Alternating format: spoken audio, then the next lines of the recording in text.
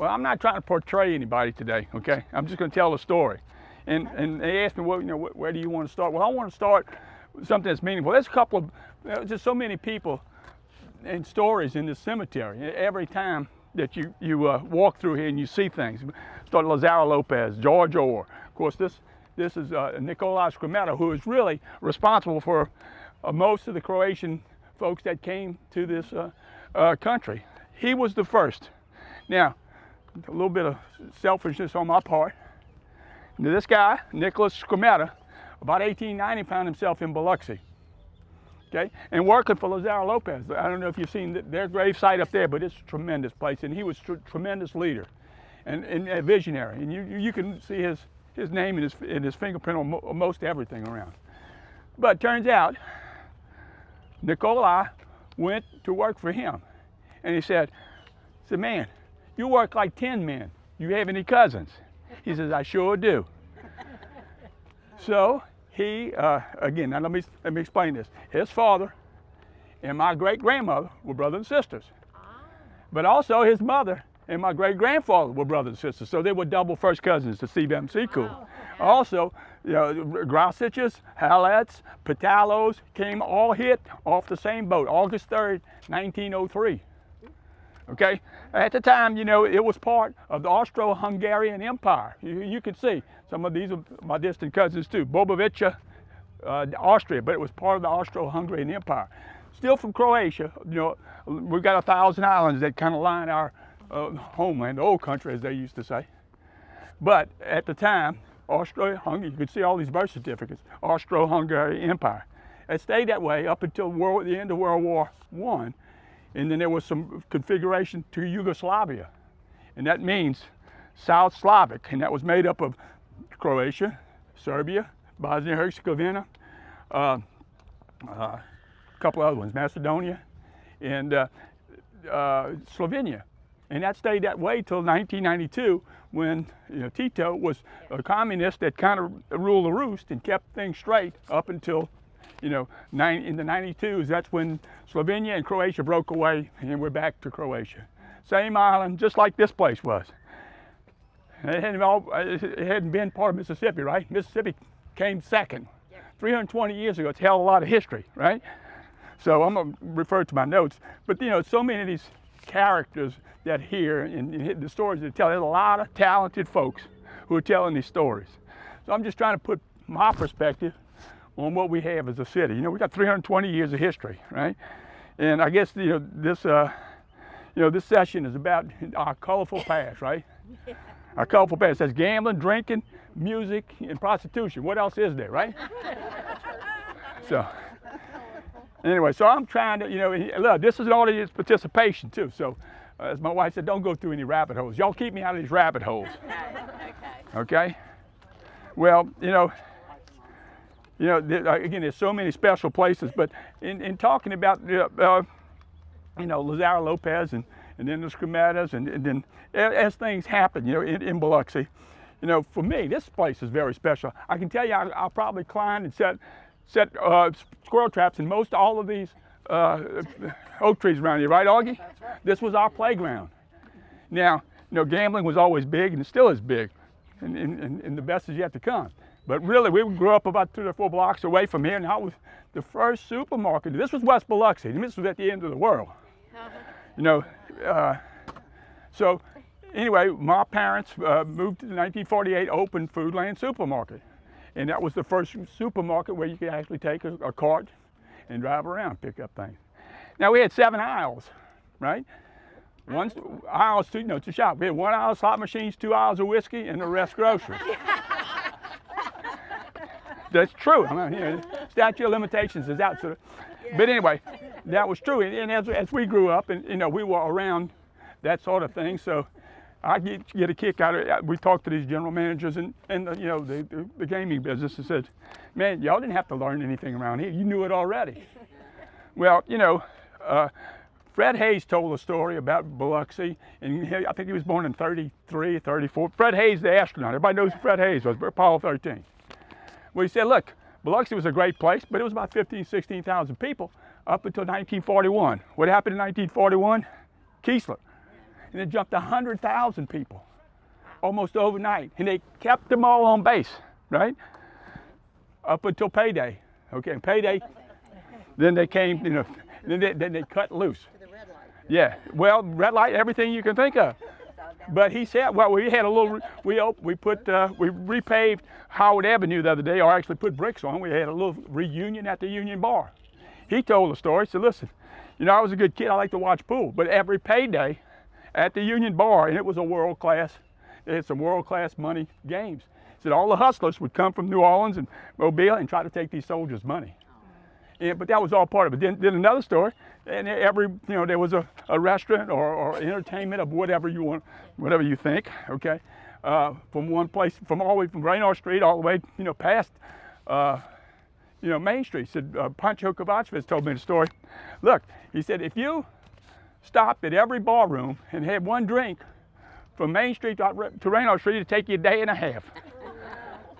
So that was the kind of thing, that we had and was part of our history. So, to be, I'm absolutely the happiest person in the world to be leading this and telling you this story because it is a true story. My great-grandfather's buried right there, Anton Securo. That was his nephew. And so it's just a tremendous place to be. And it's that every time I walk into this cemetery, you learn something different. When my wife said again, don't go in through rabbit holes, but when you can say 2 + 2 + 2 = 6, and you understand. Yeah. The events that happened to us, right? From 1900 to 1920, that was when people started coming, even before 1895. But what happened in the 20s, 24, I believe, there was something called Eugenics Act, and it stopped immigration for a bunch of years, until about the 40s. So anyway, things were popping. Prohibition was big. My good friends Claude and Misco over there talking a little bit about things that happened. Prohibition to the 40s. In the 40s, it really skyrocketed. So some distinctive areas. The World War II really put us into a different situation. 40s and 50s and the 60s, when we all grew up, it was absolutely the best place in the world. And it still is the best place in the world, in my opinion. But I'm a little biased. So. Look, stop me if you have any questions. Now, I'm almost out of this pitch, but again, you can look at 20-year cycles. The Depression, the World War I and World War II, and then of course the 70s, and here we are today in '92. The ball game changed again with gaming, and it changed again in 2018 when sports betting came along, and literally you can see the linkage, sort of a new generation of what's happening in Biloxi. And again, it's so cool to see people, and just to talk. I talked to some generals the other day. And it's still the best. We got the best hospital in the Air Force right there. About 40,000 people related to to Keesler and some of the benefits and some of the things that they do. And of course, retirement couldn't be any better place. Talked a little bit about taxes, lowest around, right? So, but you can't gaming and some of the things that we're experiencing. So it's a great thing. There's one behind. Okay. We're happy you're our cheerleader. Yes. Thank you. We are happy you're our cheerleader. We appreciate what you've done for Biloxi. Well, thank you, Martha. We appreciate it. So, thanks. any questions? That was an easy first pitch, Lord. But I'll do it again in just a minute. Probably be better. Yeah. It's at the tip. got You're the tip. welcome to say. So, anyway, thank you all. Yeah, thank you. We appreciate it. I had to take off my coat. I look like a Catholic priest. We appreciate I you. wear the shirt. I don't know that I'll see him. I do.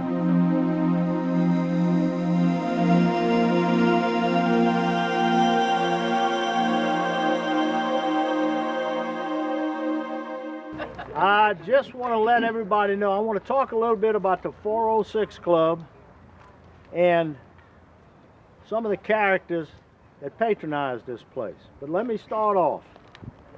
My name is Salvatore Joseph Securo. I was born in 1905 in Palermo, Sicily.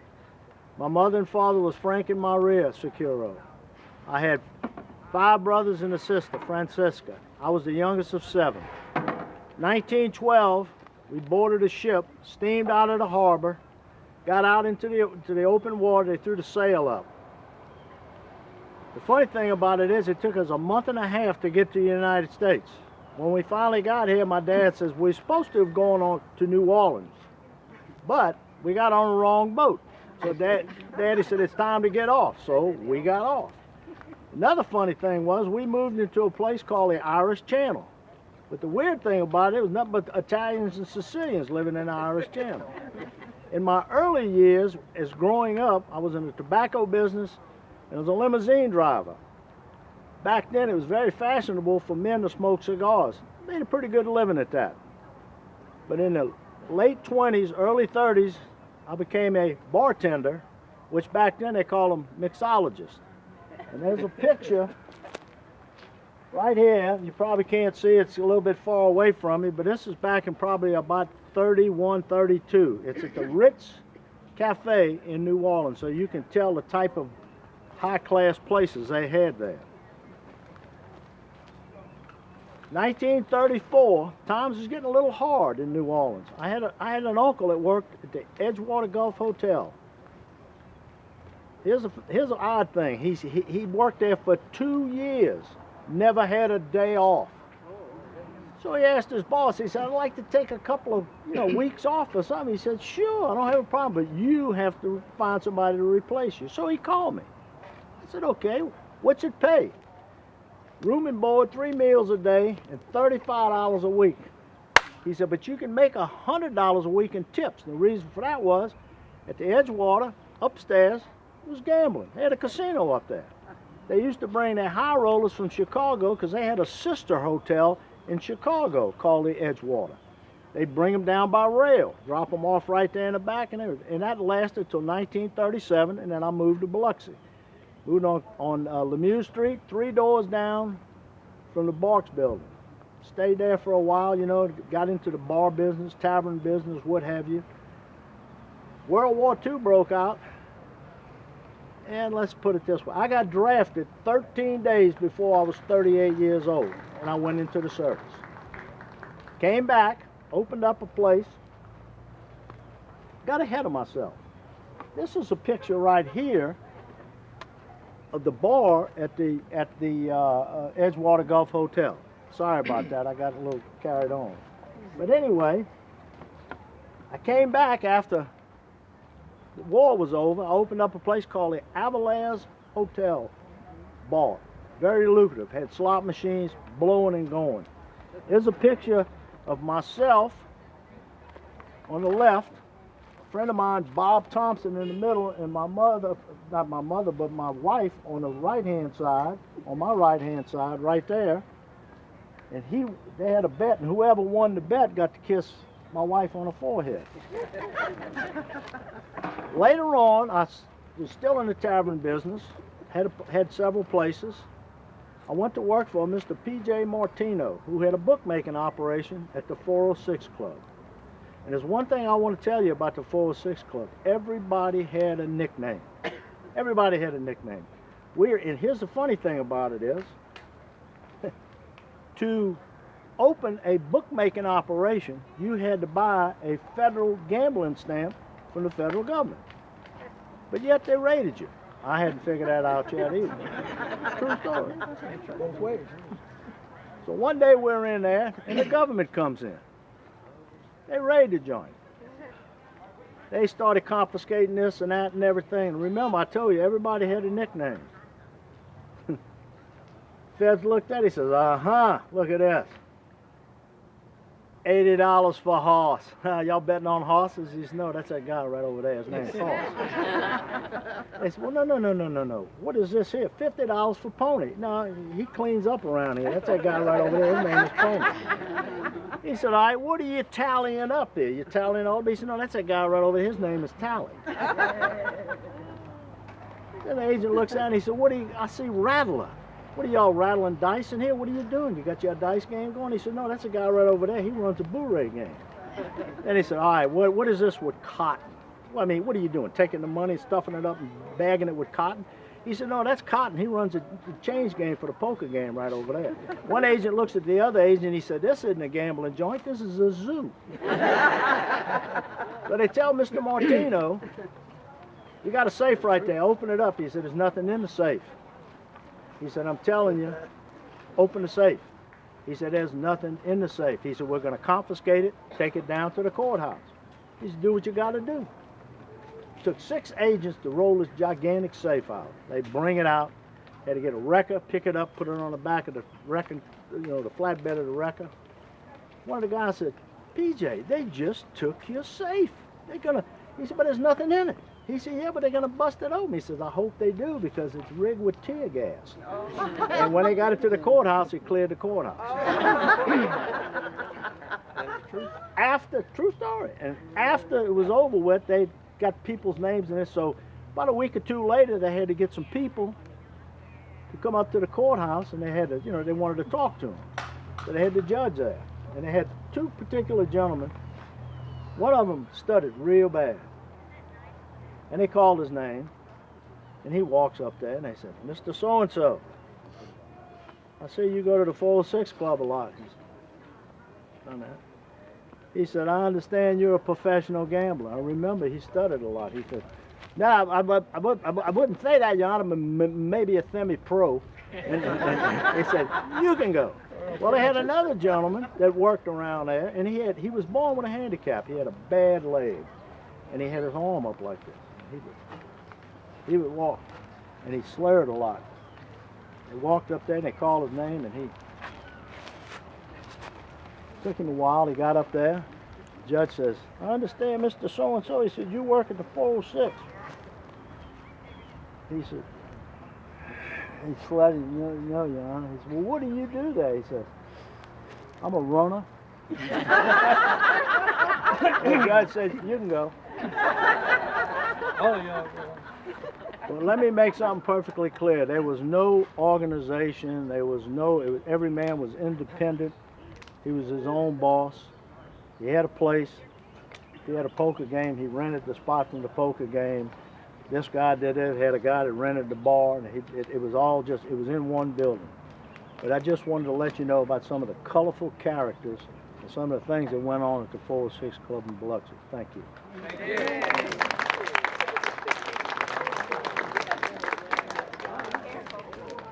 I'm going to portray my father, Anthony Hoss Misco, who worked at the 406 Club for probably over 40 years.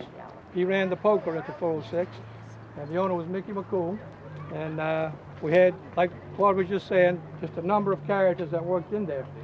So, like I said, my father worked there for over 40 years. My father never took a legitimate vacation. So actually one time I said, why don't you ever take a vacation? He said, I worked in the seafood industry for 25 years. I'm on vacation every day. So that's where he went with that. They had a board man at the 406 Club who did the horse racing. Now you got to think about this. You got to focus on this a minute. With chalk and water in his hands and a racing form and glasses over his nose, he had a chalkboard going down each side and in the middle. He would write out 3 tracks in the United States every day. And he'd get up to that board up there and he'd write all the horses in, the jockeys, the odds, the number of the horse, and then when they came in, win, play, show, Cornell, or whatever the price is paid. Chalk and water in this man's hand for 40 years. Think about it. 40 years.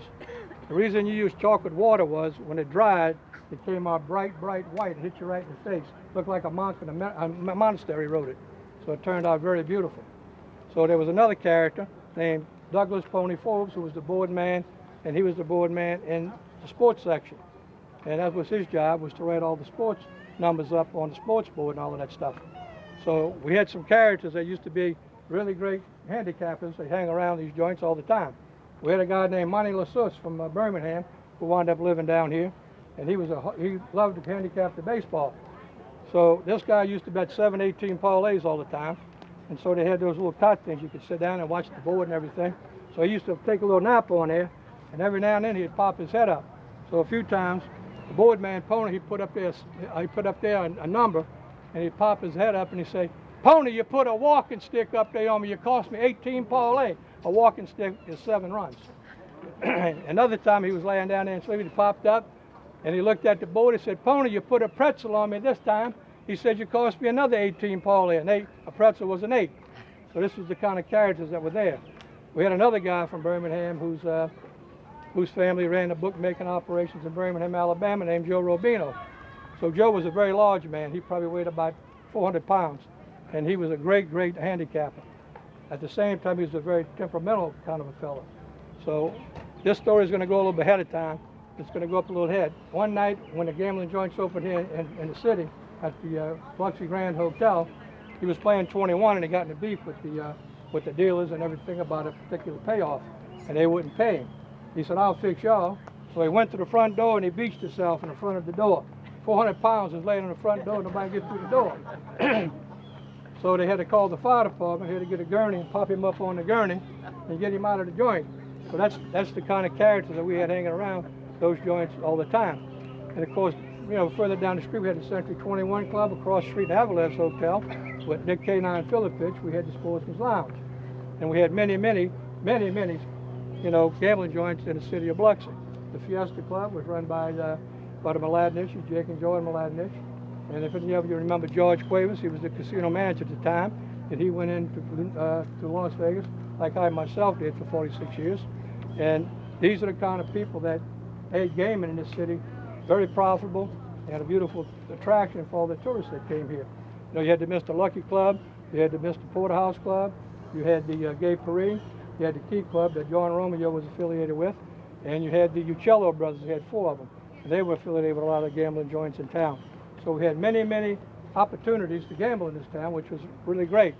The thing that needs to be known above all of these men were very honorable, trustworthy human beings. Honor, trust, and credibility was their code. You don't do anything for 40 to 45 years if you're not honorable and trustworthy. So this is what all these men were always trusted all over in the communities. So we also had a character in Biloxi, Mississippi, and his name was Gigi Moran, Earl Francis Gigi Moran. And he was a hell of a handicap himself, but he used to get the line early in the day. So what he used to do, he used to come up and he would tell me, and like Wayne Pavlo, he'd say, "While you guys were sleeping, I got 5 lines from all over the United States. I even got one from South Dakota, North Dakota, while you were sleeping." So these are the kind of characters that we had in these joints in Biloxi, Mississippi. And they ran for a very long time, and they did very well. And that's my story. Thank you.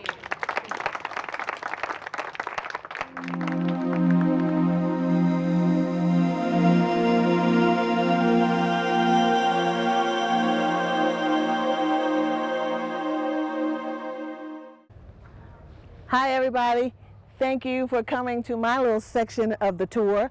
My name is Kay Horn and I grew up on Main Street, Biloxi, so that's what I want to tell you about today. My parents were Abby and Roselle Horn, and they were entrepreneurs on Main Street there in Biloxi. I graduated from Biloxi High back in 1972. I sang in the Biloxians in 1971 with Hilda Sue Petty. She was Petty then, she wasn't Barnes then. And she took us on music camps back to different colleges within the state of Mississippi, which was great, which got me interested in music. Once I graduated from Biloxi High, I went on to Xavier University in New Orleans, where I majored in music. And I sang with the New Orleans Opera for about 10 years, and then just moved all around, and then finally wound up back here in Biloxi. But enough about me. Let me tell you about Main Street, Biloxi. My parents, like I said, were entrepreneurs. They owned Streamline Beauty and Barbershop there on Main Street in Biloxi, and across the street from us was this lively joint called Pearlie's. Miss Pearlie, had a lively club there. They had good music, they had good moonshine, and other illegal things happening there. Back in 1969, she was arrested for some of those illegal things that she had going on in her establishment. But hers wasn't the only one. There was King's Place that also got raided during that time. So the community was always on high alert for something going on Main Street, Biloxi, because it was a lively street. That's where we could find anything and everything that the community needed, such as pool halls, laundromats, even had a theater there, the Harlem Theater back in the day. But mostly we had nightclubs. We had a nightlife like none other on Main Street, Biloxi. I could not wait until I got of age and I could go to these nightclubs to see what was going on up in there that I would hear people talk about. But you know, I would get the beat down if I went down in there and with my parents' knowledge. That was not happening. As you can see, I'm wearing this jersey that says Biloxi Dodgers. My dad was the owner of the Biloxi Dodgers, the first Negro league in the state of Mississippi that was recognized. Now we are being recognized by the Shuckers. Every season when they open up, they invite living Biloxi Dodgers and the owner's daughter to come out to the games, and they recognize us, and if anybody is still able to get that ball over the plate and throw out that first pitch, they allow a Biloxi Dodger to do that. So we are very excited to do that. My dad also and my mom also owned boarding houses because we had traveling musicians coming in, like the Five Blind Boys, like Jelly Roll Morton, Billy the Kid Emerson would come in to town, but they had nowhere to stay because they couldn't go down to the Buena Vista or to Sun and Sand or any of the other hotels there on the beach because of their African American descent. So they would stay in my parents' boarding house. My parents didn't have a kitchen in these boarding houses, so they would go down to places like the Kitty Cat, the Twilight Grill, and even some of these bars. They had bar food there. It was just wonderful to step outside your door and walk down Main Street on a Friday or a Saturday night and smell that ground mullet, and smell that chicken frying just coming out of these establishments. It was just the bomb. It was just the bomb. We also had some fights on Main Street, mainly when the airmen from Keesler Air Force Base came into the community. And of course, it wasn't always because of the liquor. It was because they were getting a little too close to the girly whirlies, the local girls there. So, you know, the fellas didn't like that, so they would send them running back to Keesler. And of course, Keesler slapped this label on Main Street, the Red Zone. Hello, the Red Zone. And it still exists today. And ain't nothing going on Main Street today. Trust me, ain't nothing going on Main Street today. So why they would still have that label slapped on Main Street, heaven only knows. But they do, so go figure. But Main Street was truly a lively street. Main Street had all type of activity, illegal and legal, while I was growing up and still today. And unfortunately, that music where we were once labeled also part of the Chitlin circuit, we no longer have that because that music no longer exists on Main Street, Biloxi. No musicians are coming from Alabama, Louisiana to play in any club because there are no clubs. There is one club, I'm sorry, the Blue Note, but it's not operational. It's just standing there. The building where you knew the Blue Note was, it's still there, but no life in it at all. But we're just hoping one day some entrepreneur, some musician will come back into the community and breathe new life into the community and maybe dance us into a new era on Main Street, Biloxi. Thanks for coming. Appreciate it. Thank you.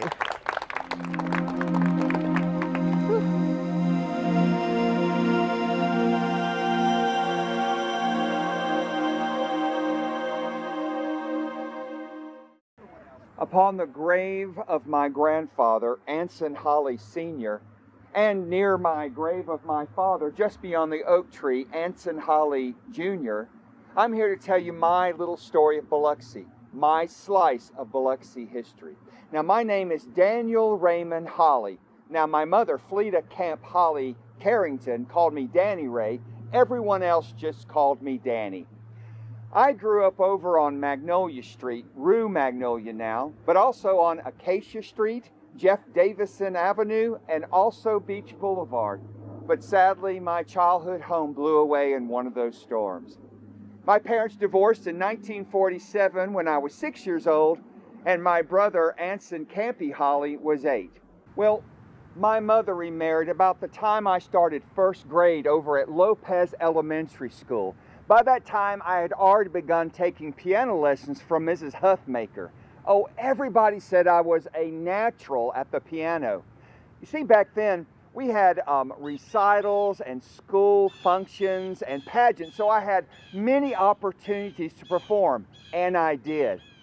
In 1949, at the age of 8, I was the Master of Ceremonies and a performer at Biloxi's 250th birthday.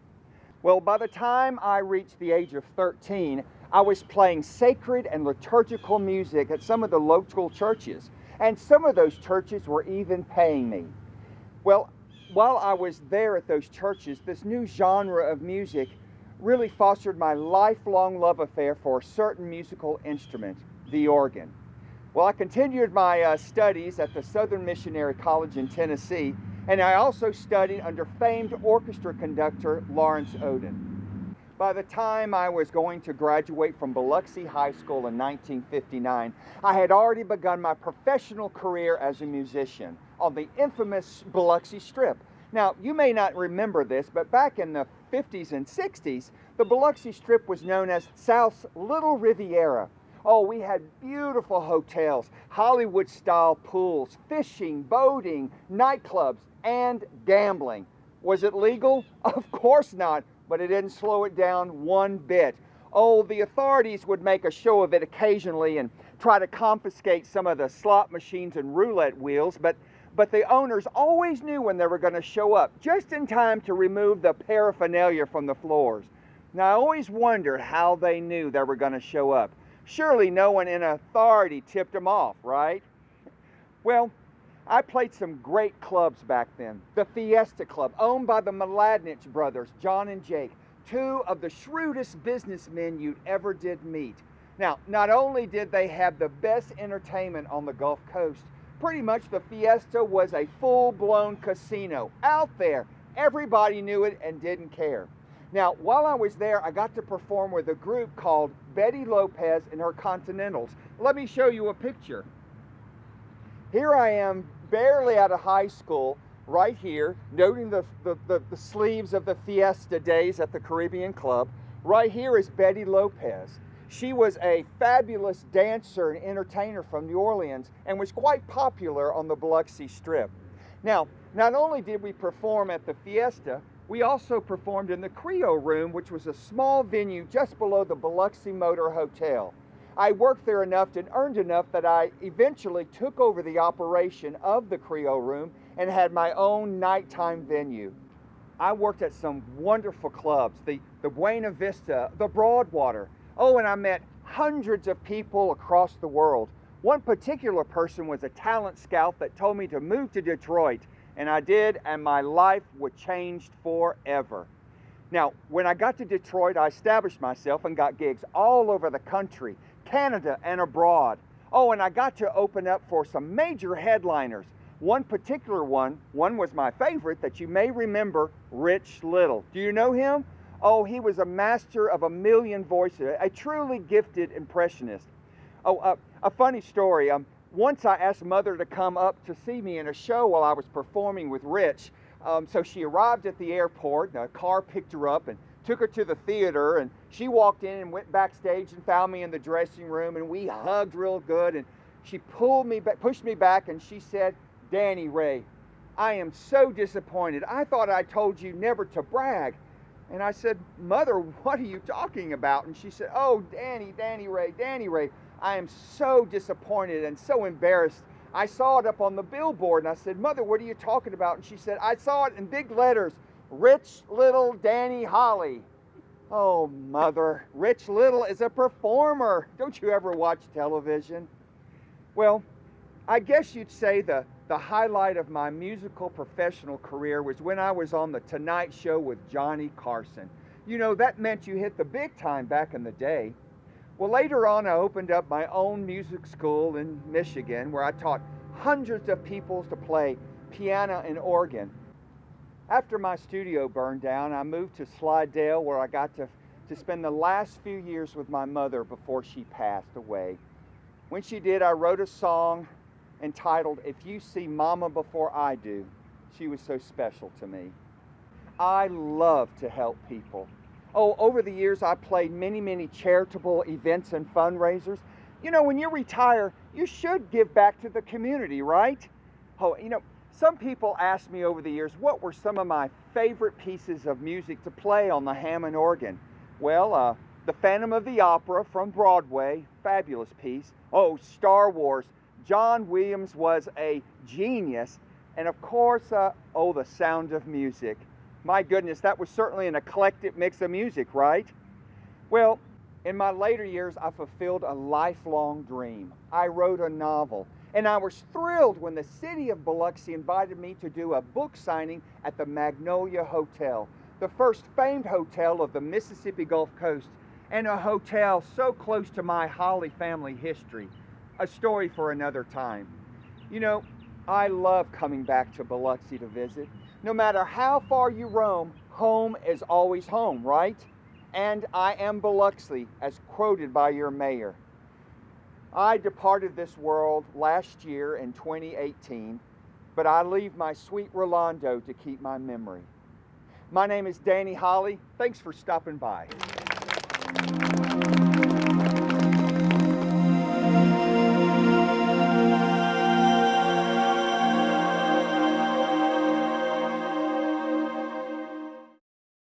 Gambling is as much a part of Biloxi as seafood, salt water, and sunshine. I should know. I'm Francis Arbo Kivett, a native and lifelong Biloxian born in 1881. My family's roots go back to the very beginning, to Biloxi's first settlers in the very early 1700s, when this area was under French rule, long before there was a United States.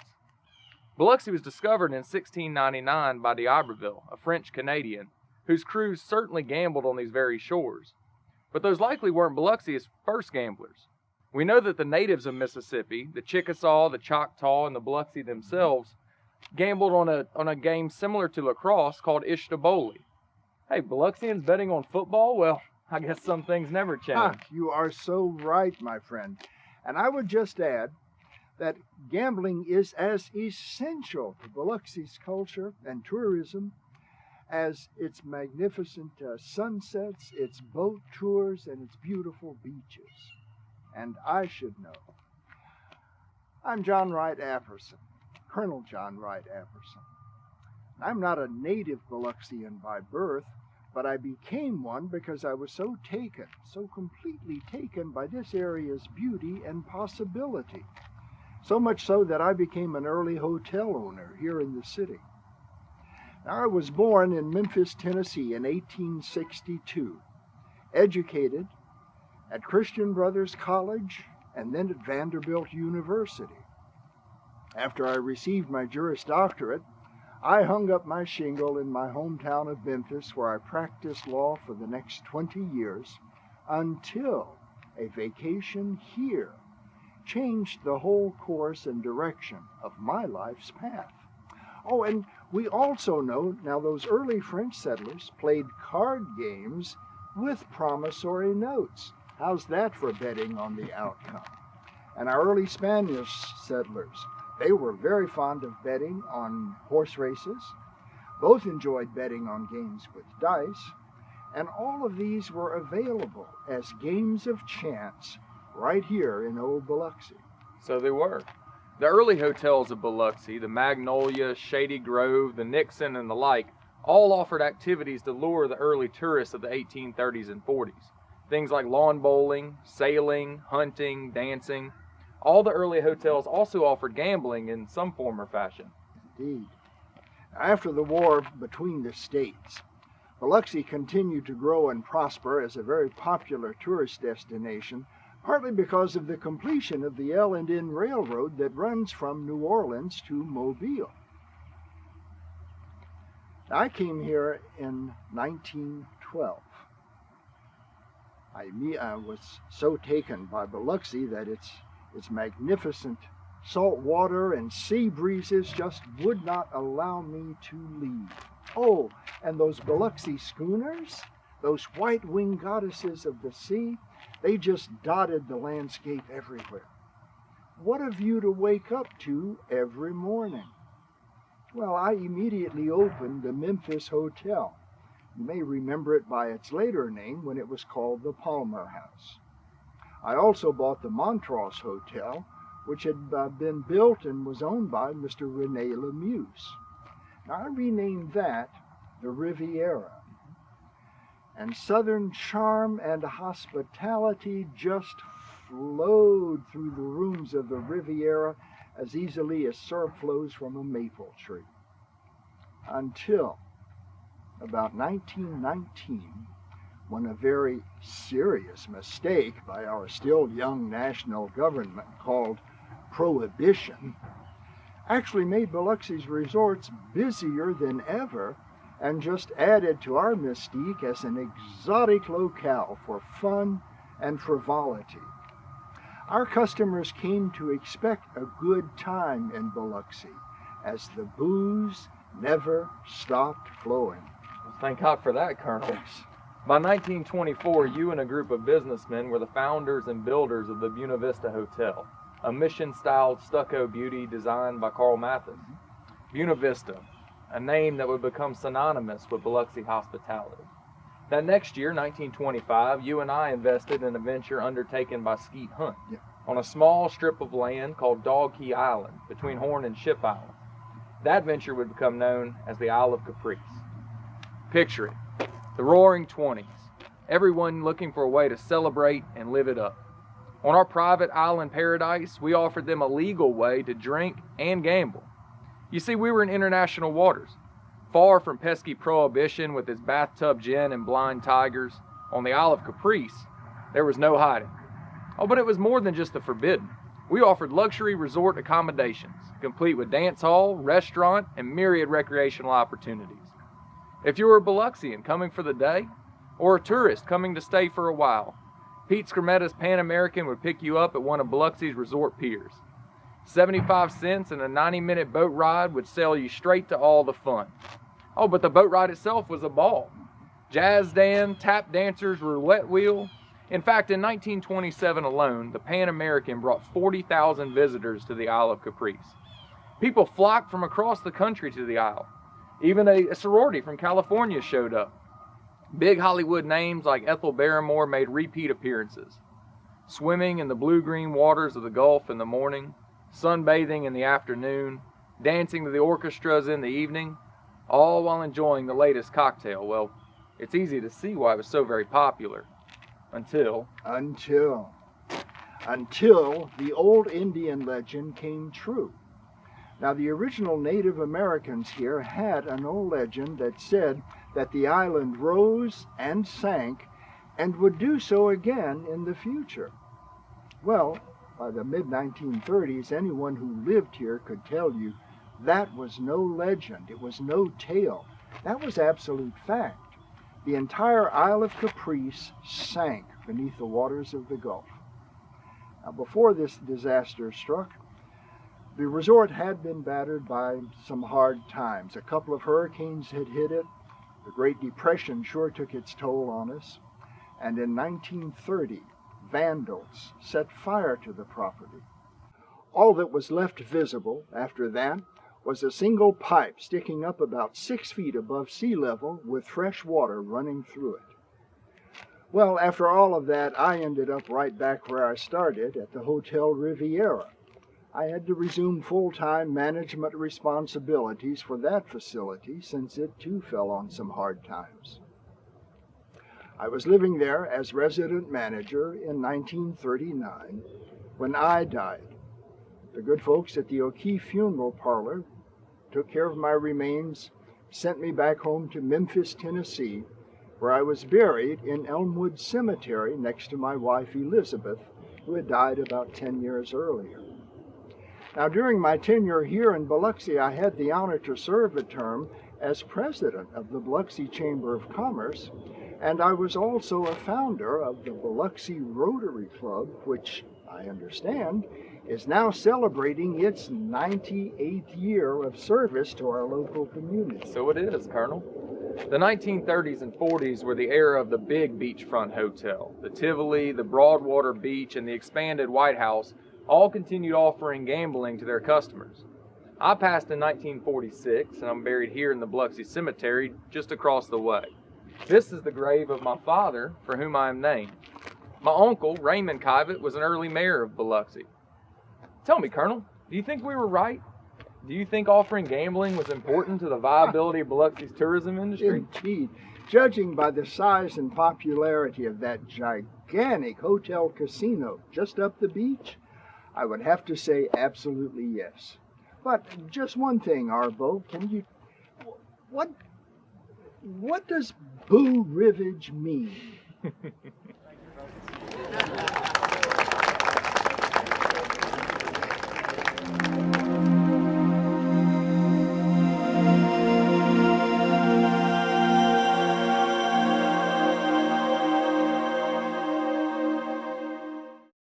Bonjour,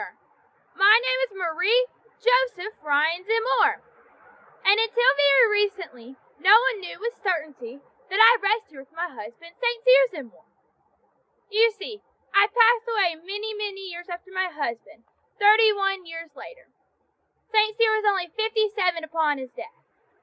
We are both natives of Jackson County. My birth was in 1786. My family, the Ryans, were Irish. The first born in this country was Daniel Ryan, my grandfather. He would live and die in Savannah, Georgia, where the Ryans made their home for over 50 years before finding their way to Louisiana and finally Mississippi. St. Cyr and I wed June 28, 1808, in New Orleans at St. Mary's Catholic Church on Charter Street. You see, Catholics must be married in a church and by a priest. We took our chaperones by covered wagon. There is no other way to travel, no trains for another 80 years. There is also no church established here yet. It wouldn't be for another 35 years until the Nativity of the Blessed Virgin Mary Catholic Church was built, the first church of any kind in Biloxi and the second Catholic church in Mississippi. All his life, St. Cyr was a sailor. He either fished or worked cargo ships in the city to earn a living. We are blessed with 9 children, all born in Jackson County, where we made our home. While aboard a ship from the port of New Orleans, St. Cyr was killed by large barrels of whiskey that broke loose during a violent storm and crushed him. Our youngest was only 9 when her father died. Maritime work has always been very dangerous, but moving alcohol wasn't any more forbidden than moving lumber or coal. In 1845, there was no laws regarding spirits. Many people in this part made their own and called it mash. It wasn't until the near end of my life where most places in the United States banned alcohol of every kind. Temperance societies informed the people of the evils and dangers of drinking. This is when the men began to call it moonshine because they had to make the concoction in the night and only by the light of the moon. Our tomb is one of the very oldest in this very old burial place. It has been in terrible condition until my great-great-great-grandson took interest in preserving it. His last name is Seymour. That's how they say it now. The committee that hosts this event each year has pledged to help pay for my repairs. Our descendants number is in the tens of thousands. Are you my descendants, grandchild, too? Please help preserve your history.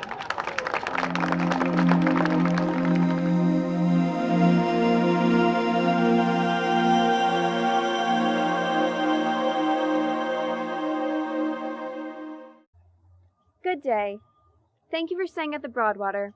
We'll see you again real soon. That was the standard way I greeted the guests in the hallways of my beloved Broadwater Beach Resort. I'm Evelyn Hill, and I'm buried right back there. I started as a maid, some would say a housekeeper, but the wonderful businesswoman who took over the Broadwater saw something special in me, and under her guidance, I became head of housekeeping. I was a young girl when I started working the hotels on the beaches in Biloxi, but I was a working mother when I met Dorothy Brown. I learned so much from her, and I'm forever grateful for the love and concern she showed me and all of her employees. I guess you could say she was more than a boss. She was also a friend. A risk taker? A gambler? Yes, that was my Joe. It may be hard to reconcile the obvious contradictions, but he was also a very level-headed businessman. Successful human beings are often very complex. How did we meet? Well, we were both native Texans before we became New Orleanians. Yes, we met in the great state of Texas, the blessed union of Joe W. Brown and me, Dorothy Dorset Brown, was, well, it was destined to be as big as Texas itself. Aha! I see a flicker of memory. You do remember me. When Biloxians said the name Dorothy Brown, it was synonymous with the Broadwater Beach Resort. I've also been told that when Biloxians got caught by my 2 traffic lights on Highway 90 at the Broadwater and its fabulous marina, there was some very colorful language exchanged, such as, well, that blankety blank Miss Brown. Now, whose palms did she grease to get these 2 lights? Well, just so you know, there was no palm grease needed. No, the Browns were welcomed in Biloxi with open arms and willing city officials. Of course, it didn't hurt anything that by the time he purchased the Broadwater in 1959, Joe was a millionaire many times over. Yes, Louisiana and the oil fields of Lafourche were very good to us. Joe's oil instincts were keen, and with the money he made, he was able to diversify. We had gambling interest in New Orleans and Las Vegas. At our Vegas Horseshoe Club, Joe concocted a unique display, $10,000 bills. In fact, $1 million worth of $10,000 bills. While the insurance on the display alone cost $50,000 a year, but oh, it brought those Vegas tourists in. We also took a shared interest of ours and turned it into a profitable pastime, thoroughbred horse racing. Over the years, Joe and I took home 6 Louisiana Derby winners. Our first in '49, Rockwood, all the way to El Baba in '82. Joe lived to see 3 winners, and after his death, I oversaw the stables for another 30 years, and I took home 3 more winners. 4 of our beauties took the Brown Stable insignia all the way to Churchill Downs in Kentucky. Well, there's 2 things certain in my recollection. The Browns loved Biloxi, and Biloxians loved to gamble. Why, when the Broadwater was born in 1939, a dream realized by Pete Martin, the original owner, it was built specifically as a gambling resort. Yes, this was during Prohibition. And yes, this was long before gambling would be legal here. While the only place that gambling was legal in the country was in Nevada at that time, and it had only legalized it a few years earlier in 1931. The Broadwater of '39 consisted of 66 rooms on 4 floors with small cottages dotting the properties.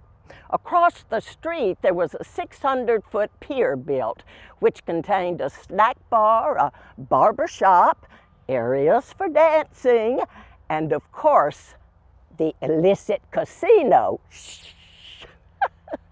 Joe sold his Vegas properties the same year that he bought the Broadwater properties in 1959. And well, he left this world before he could even see his plans for the Biloxi beauty. The estate at the time of his death was valued at $57 million. Well, by today's standards, that would be several billion. Act 2 for me at age 63 was beginning in Biloxi.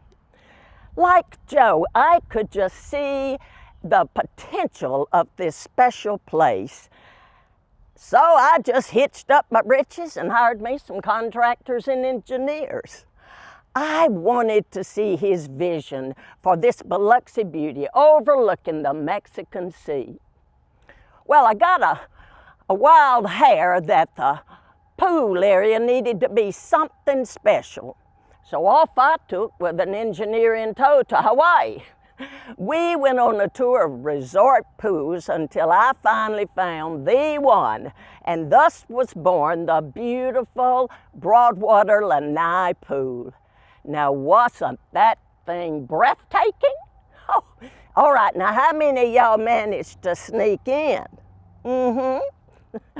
Well, I chose all of the interior colors of the hotel, and I designed all the bars and restaurants. Of course, liquor still wasn't legal at that time. Oh no, it would be another 7 years before it would become legal. Well, here's a little trivia for you. The Broadwater received the first legal liquor shipment in the state of Mississippi on July 21, 1966. We were the first approved venue to sell spirituous beverages. Another brilliant idea I had was to build the trophy lounge. Now this would be a place where we could display all of our cups and trophies from our thoroughbred winners over the years. Eddie Johnston of Chalmette was my carpenter of choice to build the piano bar in the trophy lounge. Well, he was so talented that I just asked him if he would stay on and oversee the massive undertaking of the marina. Now, wasn't that place state of the art? Why, you could just pull in, dock your vessel, and order room service right from your boat.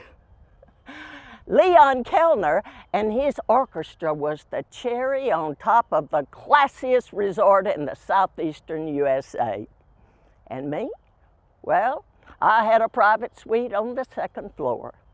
I still lived in New Orleans, but I spent lots of long weekends at the Broadwater. Over the years, the things that brought the most memories to me were the relationships made at the Broadwater. Well, couples would honeymoon here and they would just come back year after year after year to celebrate their wedding anniversaries. Families from New Orleans would come and stay all summer long, making fond memories in the cottages and come back year after year. Locals loved our marina restaurant, one of the best on the coast.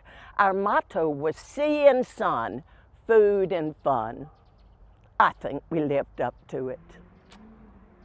Oh, Joe was just a down-to-earth man with a joyful disposition and a generous and giving heart.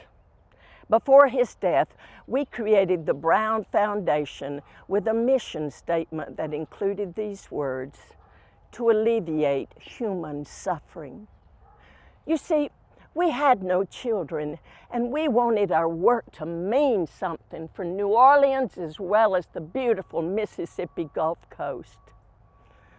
Well, I joined my Joe in 1989 at the age of 93, and we lie together at the Lake Lawn Park Mausoleum in Metairie.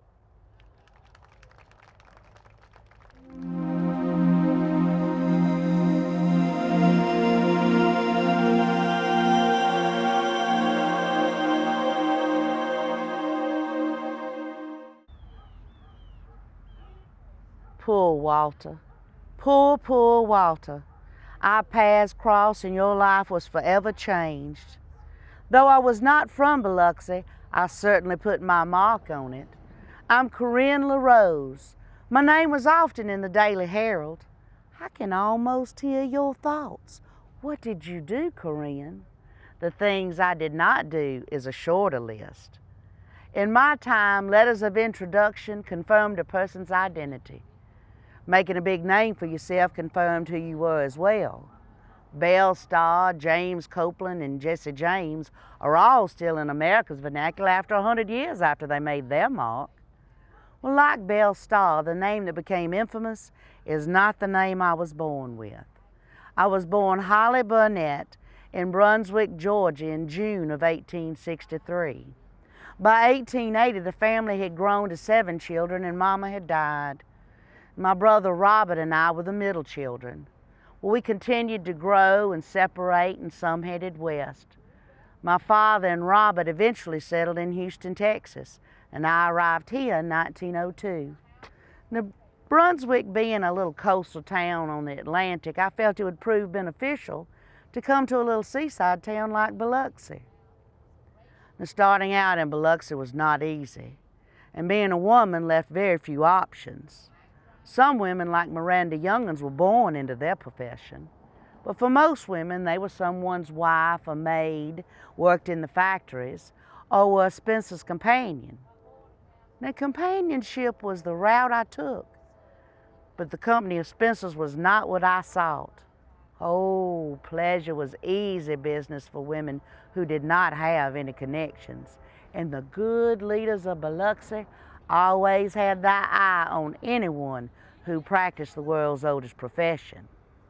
In 1896, Mayor Bradford and aldermen, one of which was involved in a scandal with such women, created the Vagrancy Ordinance. The Daily Herald printed ordinance number 280. Any person living an idle, immoral, or profligate life, if the offense occurred within the city limits of Biloxi, would be punished with a fine not to exceed $100 or be punished in prison for not to exceed 30 days. Now, the Daily Herald referred to us as the demi-monde, the French word meaning any person living outside the societal norms. Well, that was just a genteel way of saying prostitute. It gave one a fancy feeling. Now, my first fine was in 1908 for $10. Well, with inflation, that would be $282. Well, in 1908, the average wage was only 22 cents an hour. The law had high expectations for us women that depended on the kindness of strangers. Well, the fines kept getting high, and I eventually did a 15-day stint in the county farm. By that time, I had diversified my business. I'd been running a boarding house for years. Well, who else was going to house women that the Daily Herald called women of the underworld? It was located near the corner of Nixon Street and Railroad Street over there, and it was also known as the Restricted District. It was a mixed racial area that involved many underworld activities. Now, the hack drivers would bring us customers from all over Biloxi to the area, and then the city started arresting our hack drivers, one of whom was my common-law husband. Now, my boarding house was known as a blind tiger, which meant we served illegal alcohol. They were called blind tigers for the animal they kept on the premises to draw in their customers. Now, we didn't need animals on the premises to draw in customers. We had my girls. And that's how I met Walter. Walter was a customer. And he was a very well-respected man in Biloxi. And on June the 4th, 1922, Walter and some of his associates were sitting in my parlor, and Ben Bolton knocked on the door and came into the room. Ben brandished a gun and shot Walter. And then he told one of my girls to go get one of the police so he could turn himself in. Now, poor Walter died from his wounds, and Ben was charged with murder. Now, the trial that ensued revealed that Walter suspected Ben of having an affair with his wife, and Walter had allegedly threatened Ben's life. Well, on that night, after consuming illegal alcohol, Ben came to my place, and finding Walter there, confronted him. Walter made a move, and Ben shot him. Now, the trial brought my boarding house to the forefront of the Biloxi news, and Ben was found not guilty.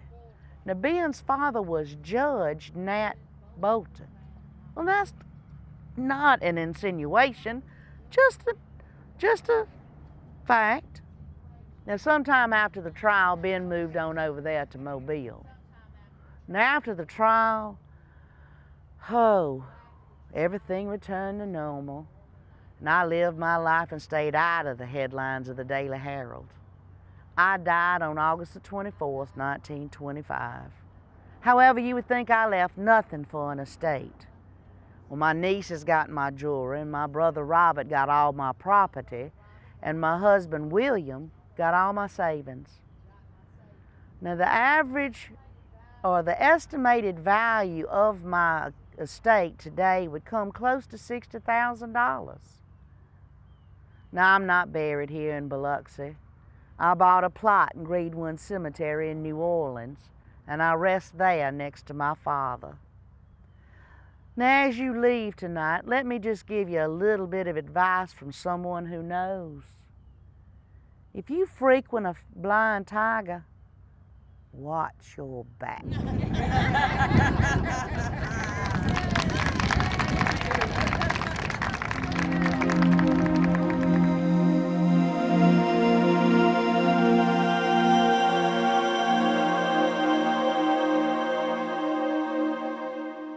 Chief Staley, reporting in, sir. How are you doing this fine evening? Think we've done all we can to stop illegal liquor in the city? Officer Blandy, I sure hope so. When I declared that we would shut down all Blind Tigers and other places that sold illegal liquor, I meant it. And thanks to you and other officers, we might have done it. Now, I'll bet none of these good people have ever been in a Blind Tiger, an unusual name for a joint that sells illegal liquor, named because these places used to expose poor animals as part of the draw. Now, I know Mayor Edward Glennon and the good people of Biloxi are counting on us to shut down places that sell illegal liquor, operating gambling houses, and running questionable resorts.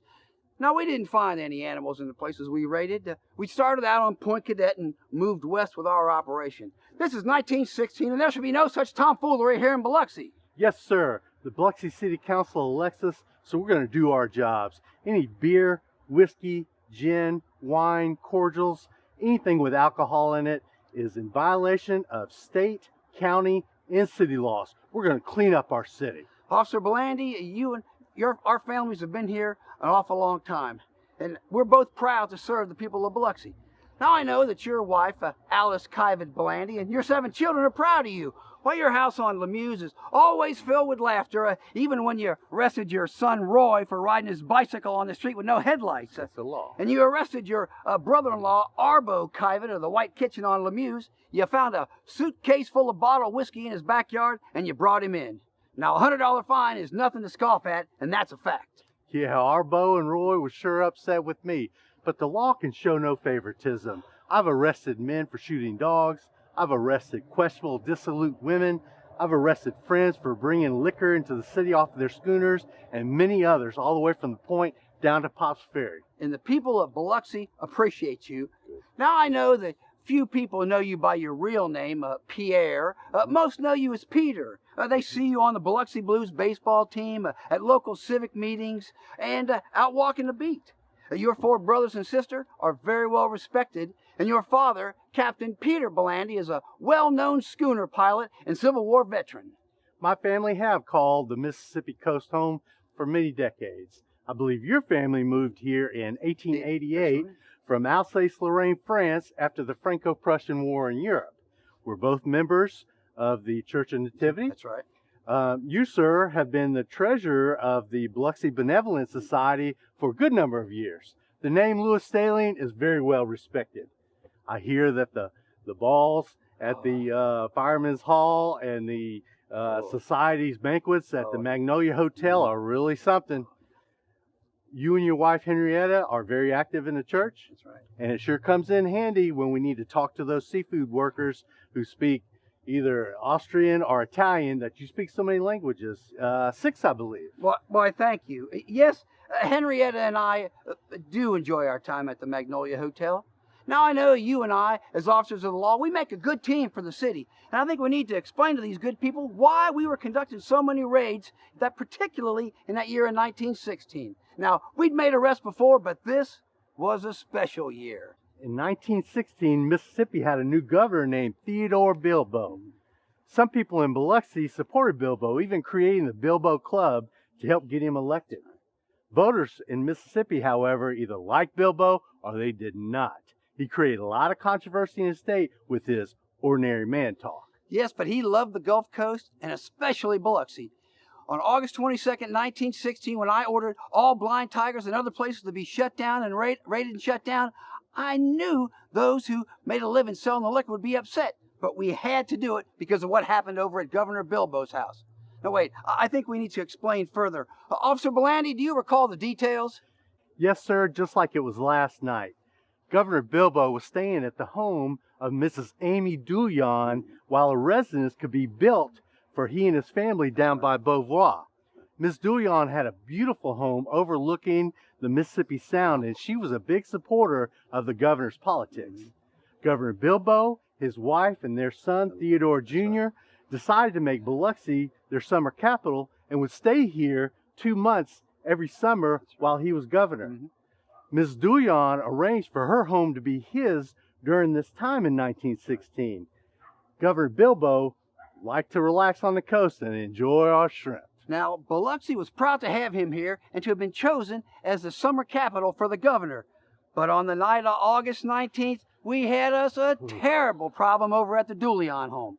Now, the Bilbos were out for the evening, and they left the home in the care of Cora Harris and Dora King, two Negro women who worked for them. They were both jail trustees who'd been hired by the Bilbos. Each had a 15-year sentence, with Harris completing 10 and King serving almost all of hers. Like you said, on the night of August the 19th, these two women allowed Jesse Brewer, a local Negro man, to come to the house to bring wine to drink. After a while, they all became intoxicated. A fight soon broke out amongst the two women, with Harris stabbing King in her back, shoulders, and sides. She even cut off one of King's little fingers.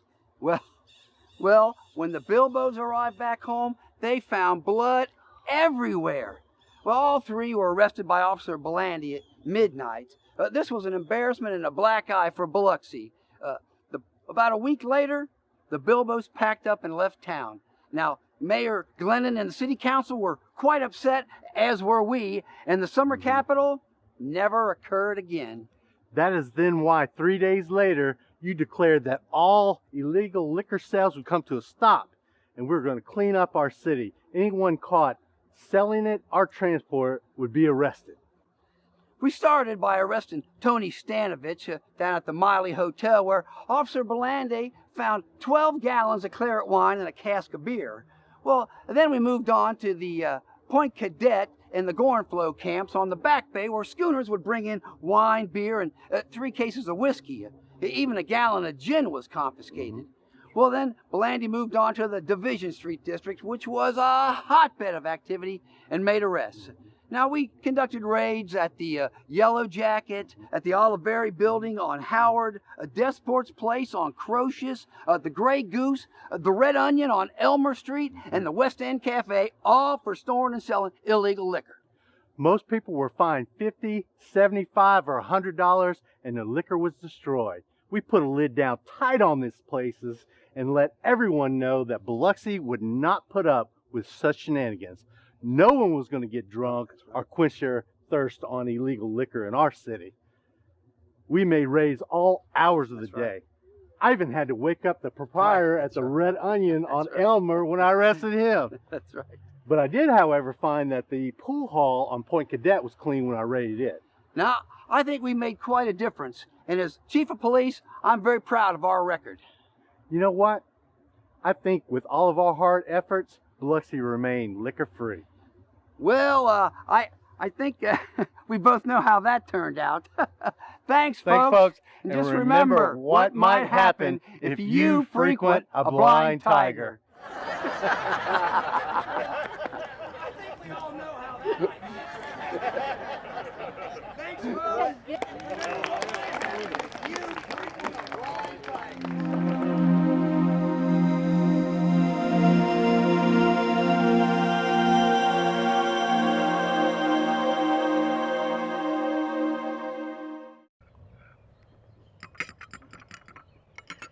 Rosie, thank you so much for shopping with me today.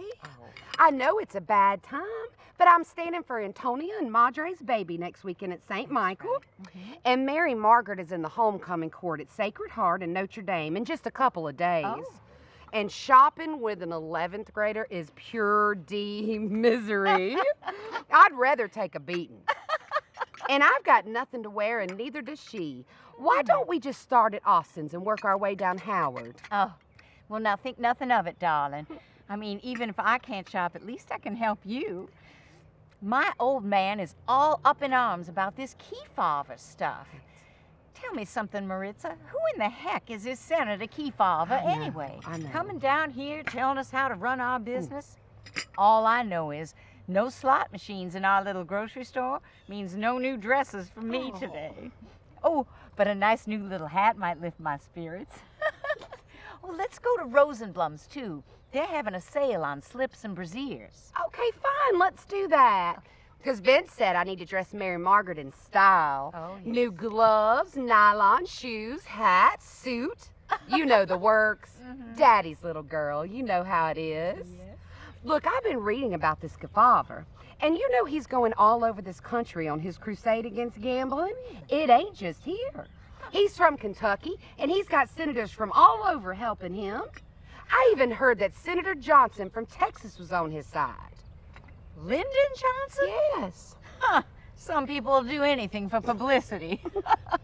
But what surprises me is Mayor Chin and Sheriff Quave getting so tough on gambling all of a sudden. Right. Well, they've all looked the other way for so long, I thought their necks were frozen in that direction. Ain't that the truth? Well, Vince said they don't have a choice now. I mean, the whole country's watching. There are more cameras downtown than after the hurricane of 47. Oh, no. And you know, they put on this show before. They go in, they confiscate the slots and the wheels, and then they throw them all in the bay. And then they go back to their offices and ignore it as soon as it starts up again. Oh, listen, we all know the tourists come here for two things, seafood and slots. Yes. I mean, for criminy sakes, if we stop giving the tourists what they want, won't they stop coming? Yeah. Oh, I found something you might be interested in. You remember those ministers that formed that group to protest the open gambling? Yeah. Well, listen to what one of them had to say to a reporter from the Saturday Evening Post. It's a funny thing about this place, Biloxi. You come in here to preach, and you look around and see so many things you know are wrong. And then you get up there in the pulpit on Sunday, and you rake the town over the coals. You throw the book at them. And nothing happens. Nothing. Nobody gets stirred up either for you or against you. Then you stay here a while. You ride up and down the beach and look at the trees and the sky and the water. You find a few friends. You watch the seasons come and go. And you ride out a hurricane or two. And I don't know, something happens.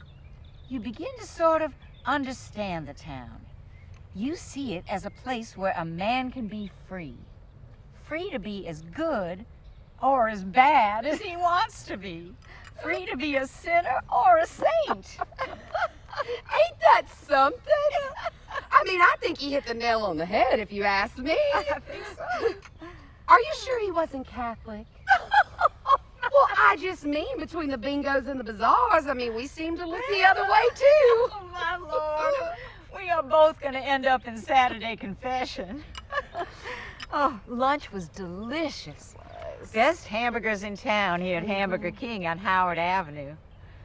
But I see that their slots are gone, too. Oh. No wonder Juanita, the waitress, looks so worried. You know, maybe this Senator Kefauver has one thing right. Slots shouldn't be in every little business on every little corner. Well, I know my old man be furious to hear me say it, but I understand why they're so concerned about these young airmen at Keesler, getting their paychecks on Friday afternoon and gambling it all away by Monday morning. Yeah, I mean, I can see that, but I do think we're all overreacting a little. I mean, by the time this year comes to an end and we're ringing in 1952, this will have blown over. We have very short attention spans nowadays.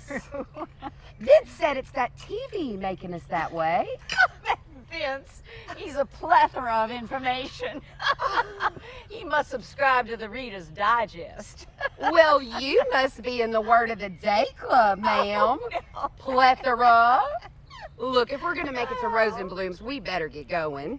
Oh, do you think we could look around Merkiston Hall? It's their 4th anniversary sale. Oh, I know the tightwad won't spring for it, but we really need a new couch. I mean, we can, but 4 big stores? Girl, downtown is slammed. Between the feds and the shoppers, we'll never find parking. We'll have to walk. Check, please. Oh, do you think you could come by and help me after we finish shopping? I've got to make those stuffed artichokes for the card party at Josephine's tomorrow night. I guess I can if you can come next Sunday and help me make poucheradas for the baby's baptismal party. What time? Around 5 a.m. Oh, Dio mio! Oh, of course.